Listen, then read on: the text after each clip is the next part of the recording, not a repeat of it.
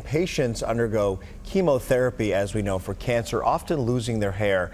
It seems like a small thing when faced with a life challenge. Yeah, and that is where North Texas elementary students stepped in to help. News 8's Sean Giggy has their incredible story. The students at Cottonwood Creek Elementary in Coppell have looked forward to this day all year. Happy last day of school. The start of summer is the end of an incredible project that for some of these kids has been years in the making. It just started as a little grassroots thing with some kids, and they said, we can do it, and they did. Their project? Helping people with cancer, specifically people who've lost their hair from chemo.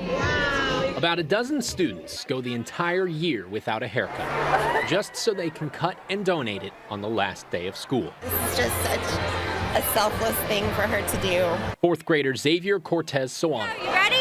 Yep. spent 2 years growing his hair just to give it away. And he said, I bet little boys with cancer would like little boy hair. I'm going to grow my hair. And that was it. From that moment on, he grew his hair. All of this to help people they've never even met. Parents like Allison Hartzell are grateful. Allison was diagnosed with stage 4 head and neck cancer last year. Her daughter is a student here. She was so precious when we found out I had cancer. She was like, Mommy, you can have my hair. Allison didn't lose her hair, but the medical bills are piling up.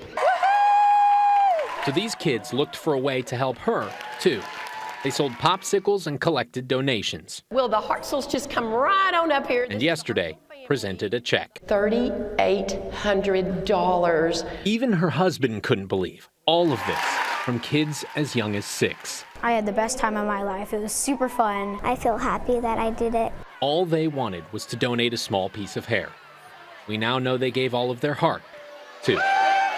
Sean Giggy, Channel 8 News Daybreak.